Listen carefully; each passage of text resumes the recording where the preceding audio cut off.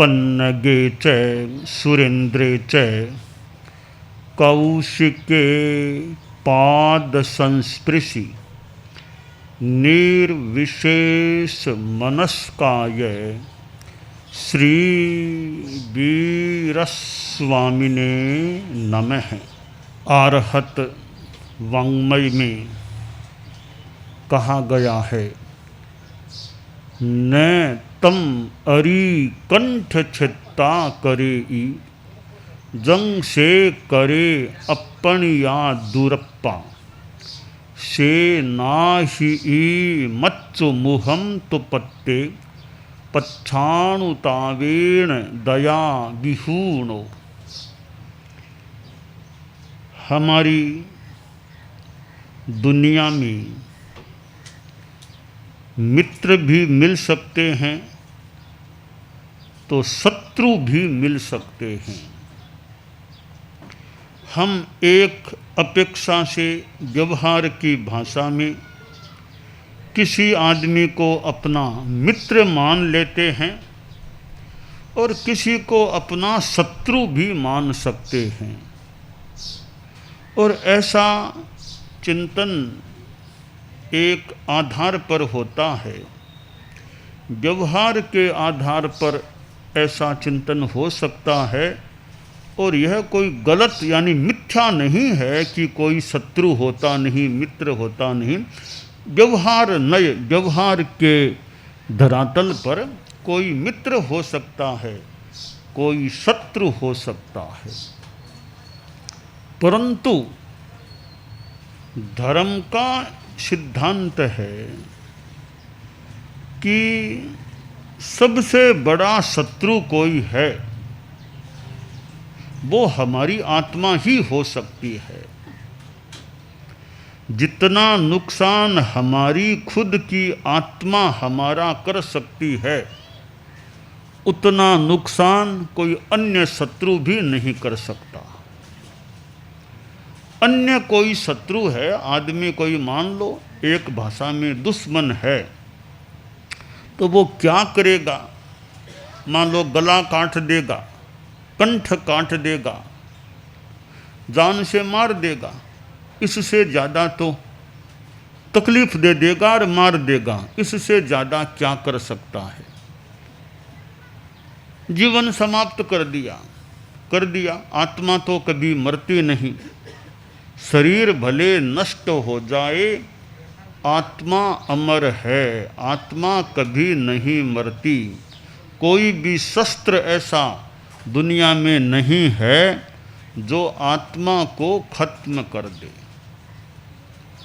तो ये बाहर का दुश्मन आदमी ज़्यादा से ज़्यादा तकलीफ दे सकता है और जीवन को समाप्त कर सकता है, गला काट सकता है।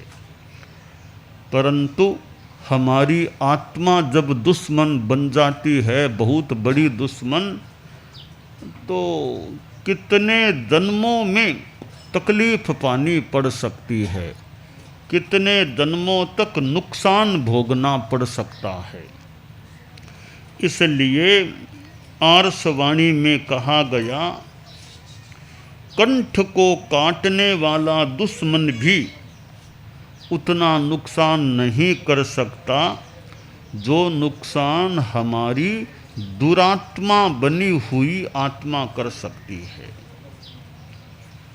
और जो आदमी दया विहीन है, धर्माचरण नहीं करने वाले हैं, अहिंसा संयम तप की आराधना में रुचि नहीं लेने वाले हैं, जब बाद में मौत निकट आती है तब सोच सकते हैं कि अरे हमने धर्म नहीं किया, हमने तो पाप ज़्यादा किया, हिंसा झूठ डकैती चोरी धोखाधड़ी आदि पाप किए हैं, अब हमारा क्या होगा, अगली गति कहाँ मिलेगी। तो मौत निकट आने पर, मौत के मुंह में जाने की स्थिति होने पर आदमी को पश्चाताप करना पड़ सकता है कि अब मेरा क्या होगा। सुया में नरये ठाना, मैंने सुना है नरक के बारे में, अब क्या मुझे नरक में जाना पड़ेगा। तो धर्म के पथ पर चलने वाला अच्छी गति में जा सकता है और पाप कर्म ज़्यादा करने वाला अधोगति में, खराब गति में मरने के बाद पैदा हो सकता है। इस दृष्टि से हमें यह ध्यान देना चाहिए कि हम मनुष्य हैं। इस मनुष्य जीवन के बाद नरक में न जाना पड़े, तिर्यंच गति पशुवादि की योनि में नहीं जाना पड़े, दुर्गति में न जाना पड़े। और दुर्गति में न जाना पड़े इसलिए धर्मम आचर, धर्म का आचरण करो, धर्म के पथ पर चलो।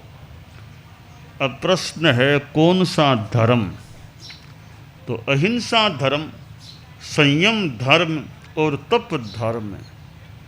इस धर्म की जो आराधना करता है वह दुर्गति में जाने से बच सकता है। कि अहिंसा का ध्यान दें।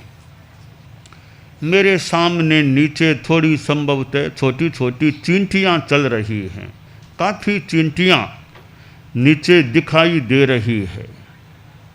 अब चींटियाँ दिखाई दे दी तो आदमी सोचे रे इतनी चींटियाँ है, ध्यान दूँ मेरा पाँव चींटियों पर न पड़े और कहीं ध्यान पाँव रख सकूँ तो चींटियाँ मेरे से मरे नहीं। अब यह मन में विचार आ गया, ध्यान आ गया, रे इतनी चींटियाँ है, चींटियों पर मेरा पाँव न पड़ जाए, चींटियाँ मेरे से न मर जाए। आदमी बचता है कि चींटियों पर पाँव नहीं देना, जीव नहीं मरे मेरे से। यह एक अहिंसा की भावना हो गई, अहिंसा धर्म हो गया। छोटी छोटी बात कि कुत्ता बैठा है सो रहा है, भी कुत्ते को भी जहाँ तक हो सके डिस्टर्बेंस नहीं करें, बेचारा शांति से सो रहा होगा, आराम कर रहा है, हम कोई ज़रूरी है नहीं हम क्यों इसको उठा करके नींद में या विश्राम में या सोए रहने में बाधक बने। कबूतर बैठे हैं 50-40 चूगा खा रहे हैं, तो भी आदमी सोचे मुझे जाना है तो दूसरा रास्ता पास में से गुजर सकता हूँ, तो कबूतरों के निकट में क्यों जाऊँ। कबूतरों के निकट जाने से उनको तकलीफ़ पड़ सकती है, उनको भय लग सकता है, वे उड़ सकते हैं, तो मैं कबूतरों को तकलीफ़ न दूँ। यों जीवों को, प्राणियों को पीड़ा नहीं पहुँचे फालतू मेरी ओर से, परस्य पीड़ा न कायब्बा।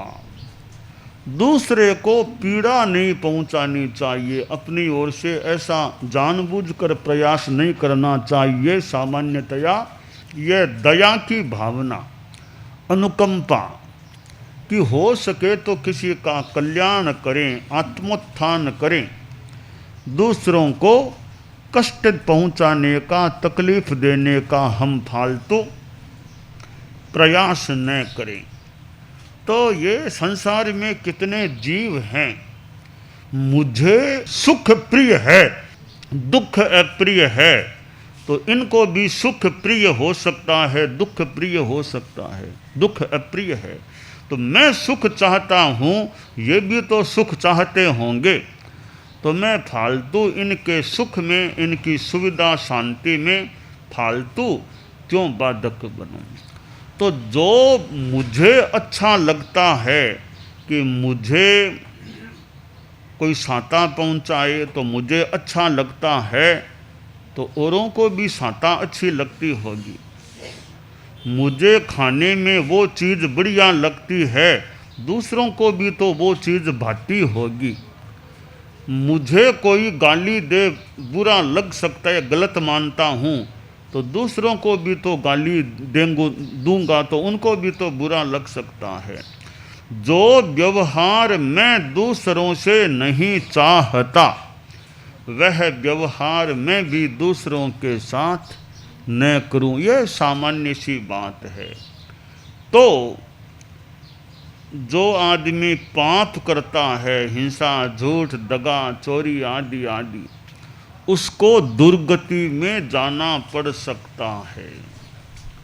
तो पापों से बचने का प्रयास रखना चाहिए कि मेरे द्वारा पाप न हो जाए। जितना हो सके संभव पापों से मैं बचने का प्रयास करूं और धर्म के पथ पर चलने का अभ्यास करूं।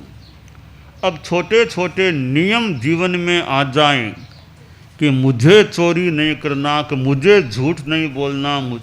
संत गांव में गए तो रात को कथा प्रवचन सत्संग हुआ। सत्संग के अंतिम चरण में संत बोले कि कोई त्याग नियम लो, ले सको तो लो। तो किसी ने कहा मैं शराब नहीं पीऊँगा, किसी ने कहा मैं बीड़ी नहीं पीऊँगा, किसी ने कहा मैं चोरी नहीं करूँगा, किसी ने कहा मैं जुआ नहीं खेलूँगा। ऐसे कईयों ने नियम ले लिए। एक युवक सामने बैठा था, वो खड़ा नहीं हुआ, त्याग नहीं लिया था। तो संत बोले तुम भी कोई अच्छा त्याग ले लो, ले सको तो। बोला बाप जी अब शराब तो मैं छोड़ नहीं सकता, अरे बीड़ी भी पी लेता हूँ, छूटनी मुश्किल है। तो कहा चोरी का त्याग ले लो, कि वो तो मेरा धंधा है, चोरी से ही मेरा काम चलता है, मैं तो चोर हूँ, चोरी तो कहा झूठ बोलने का त्याग कर लो, झूठ नहीं बोलना। थोड़ी देर सोचा, युवक बोला ठीक है बाबा जी, आपने इतना बार बार कह दिया कि नियम लो, ये नियम दिला दो मुझे, जिंदगी में कभी झूठ नहीं बोलूँगा। देख लो, सोच लो। हाँ सोच लिया महाराज, इतनी देर में नहीं उठा, अब मन हो गया तो उठा हूँ। जिंदगी भर झूठ बोलने का त्याग कराओ। संत ने त्याग करा दिया। अब लोग चले गए, वो लड़का भी चला गया। वो चोर था तो उसी दिन उसका तो चोरी का प्लान बनाया हुआ था। रात को 11 साढ़े 11 बजे उठा और तैयार हुआ और चोरी के लिए रवाना हुआ।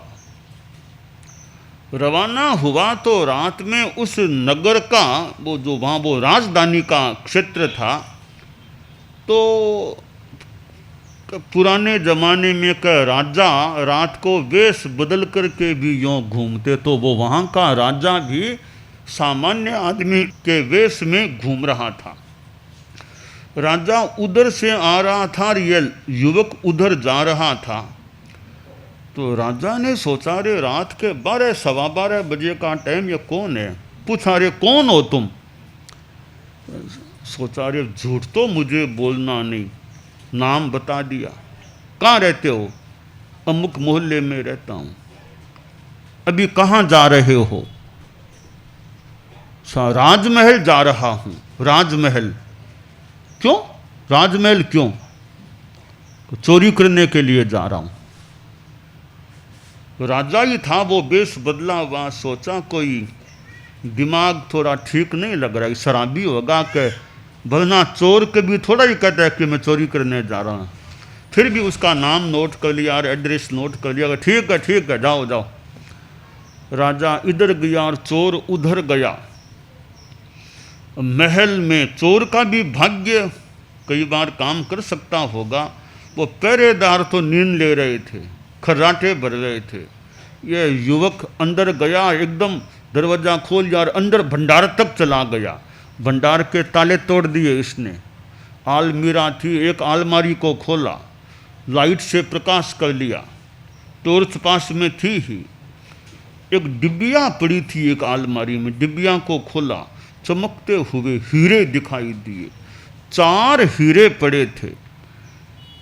इसने सोचा 4 हैं, बढ़िया हीरे लग रहे हैं, 3 मैं ले लूं। 1 छोड़ दिया, 3 ले लिए। वापिस अपनी डिबिया को छोड़कर सीधा घर की ओर रवाना हुआ। वो राजा उधर से लौट कर आ रहा था घूम कर के महल की ओर, और यह महल से घर की ओर जा रहा था। फिर दोनों का मिलना हो गया। तो राजा ने पूछा, रे कौन हो रे? साहब मैं तो नाम बता दिया। वो कहाँ से आ रहे हो? राजा के राजमहल से। क्यों? वहाँ क्यों गए? चोरी करने। क्या चोरी? चोरी कर ली? हाँ कर ली। क्या चोरी की? कि 3 हीरे चोरी किए। यूँ कहता हुआ वह आगे भाग गया। राजा ने सोचा वही लड़का लगता है, पहले मिला था, तो दिमाग ऐसा ही होगा, वरना ऐसा थोड़ी बोलता कि चोरी की है। राजा महल में पहुंच गया और अपना सो गया। सुबह 7 बजे उठा तो वो कई सचिव और वहाँ बाहर खड़े थे कि राजा कब उठे, कब बात करें। राजा उठा तो बाहर से बात ऐसे सचिव लोग आए हैं ज़रूरी बात करने के लिए। राजा ने कहा बीबी तो उठा ही हूँ, महाराज बात तो थोड़ी ज़रूरी है, बुला लो। तो वो सचिव लोग आए कि महाराज डिस्टर्बेंस किया होगा, आपको क्षमा करना, कोई ज़रूरी काम से आए हैं। क्यों, क्या बात है? कि महाराज सूचना आई है कि भंडार के ताले टूट गए हैं, रात को चोरी हो गई है। क्या गया, नुकसान क्या हुआ? हाँ भंडारी जी खड़े हैं, उनको बुला लेते हैं। भंडारी जी को बुला लिया कि भंडारी जी क्या हुआ, क्या गया? भंडारी जी बोले 4 हीरे जो कल ही हमने खरीदे थे, चारों हीरे गायब। और कुछ तो नहीं गया, 4 हीरे वो चले गए हैं। राजा ने कहा मैं थोड़ी देर बाद बाहर आ रहा हूँ, तब बात करनी है। राजा ने मुंह हाथ धो लिया, सब स्नान और करके नाश्ता लेना था ले लिया। फिर अपने राजसभा में जाकर के राजा बैठा।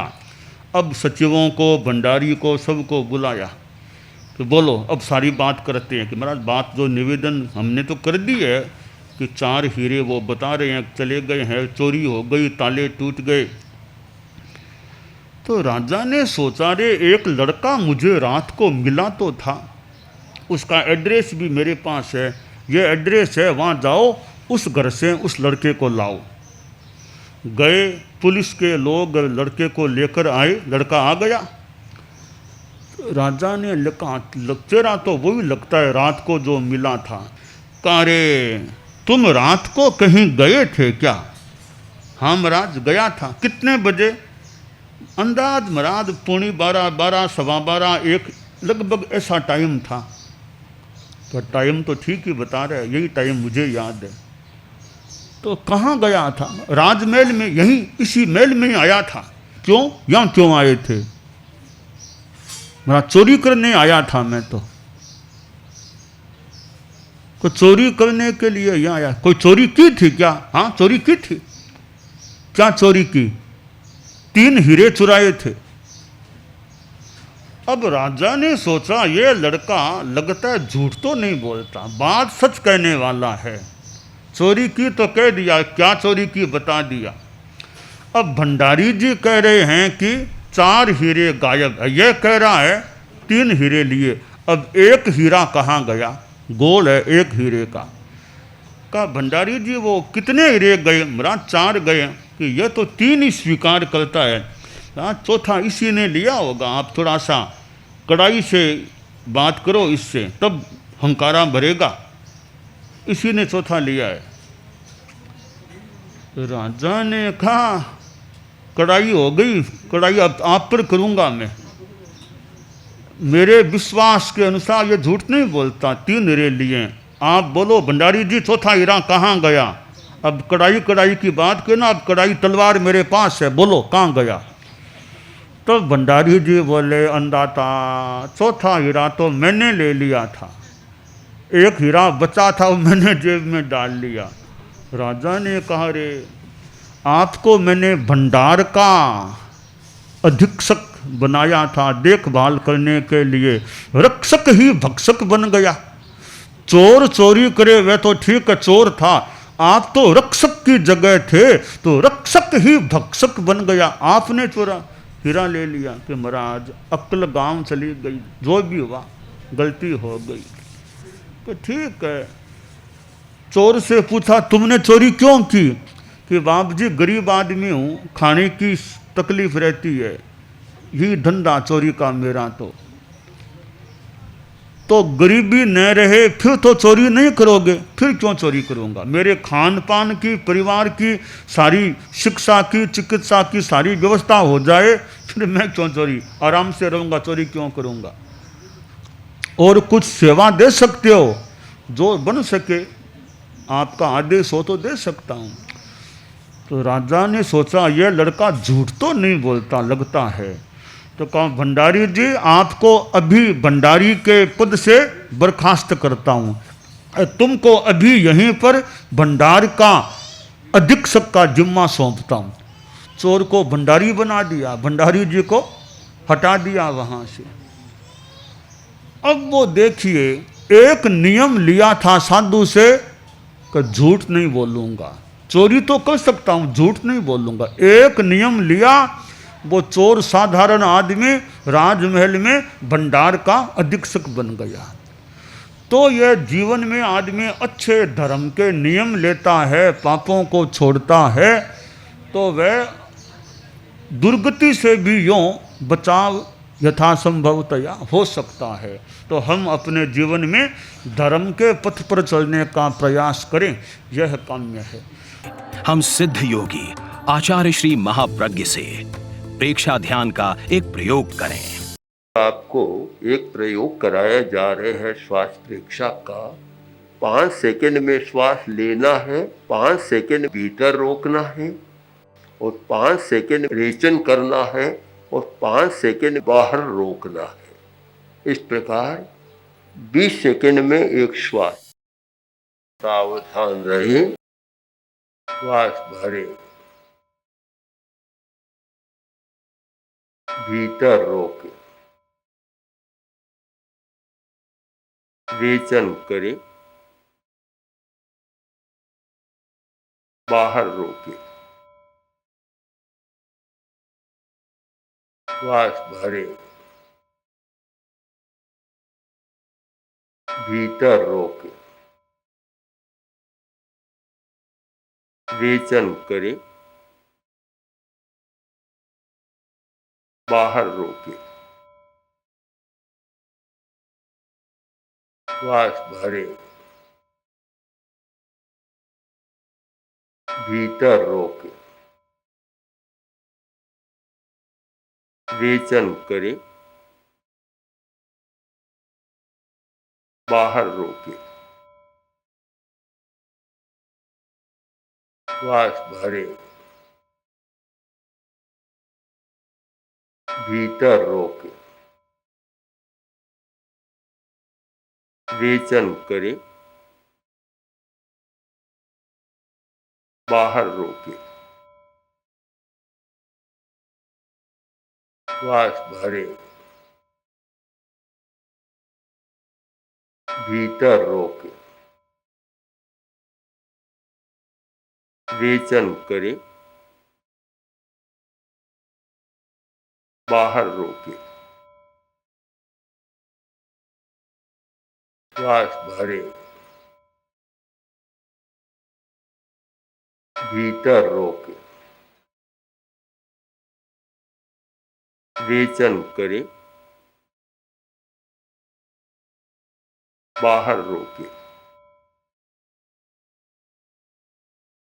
श्वास भरे। प्रयोग संपन्न।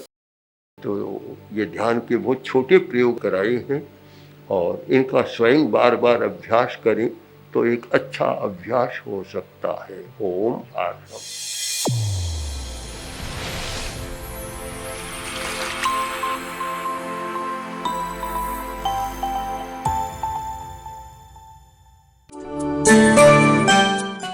एकाग्रता, तन्मयता, अपने आप को मंगलमय अनुभव करते हुए नमो अरहंताणम, नमो सिद्धाणम, नमो आयरियाणम, नमो उवज्झायाणम, नमो लोए सब्बसाहूणम,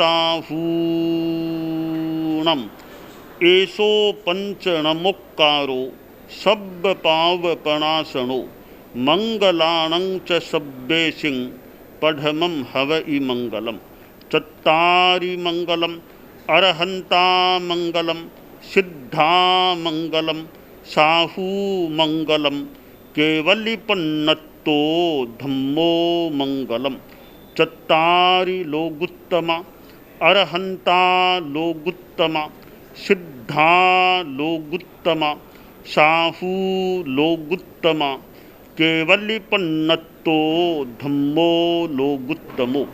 चत्तारि शरणं पवज्जामि अरहन्ते शरणं पवज्जामि सिद्धे शरणं पवज्जामि साहू शरणं पवज्जामि केवलिपन्नत्तं धम्मं शरणं पवज्जामि। धम्मो मंगलमुक्किट्ठम् अहिंसा संजमो तवो देवावितं नमंसन्ति जस्य धम्मे सयामणो। च इत्ता भारहं वासं चक्रवट्टी महिद्धियो सन्ति सन्ति करेलोए पत्तो गइमणुत्तरं देवदानव गन्धर्वा जख रक्षस किन्नरा बंभयारिं नमंसन्ति दुक्करं जे करन्ति तम्। मंगलं भगवान् वीरो मंगलं गौतमो गणी मंगलं स्थूलभद्राद्यः जैन धर्मोस्तु मंगलम। मंगलम मतिमान भिक्षुः मंगलम भारमल्लकः मंगलम रायचंद्राद्या मंगलम तुलसी गुरुः महाप्रज्ञोस्तु मंगलम। तेरा पंथोस्तु मंगलम। विघ्न हरण मंगल करण स्वामी भिक्षुनो नाम गुण ओळख समरण किया सर अचिंत्या काम। विघ्न हरण मंगल करण स्वामी भिक्षुनो नाम गुण ओळख समरण किया सर अचिंत्या काम।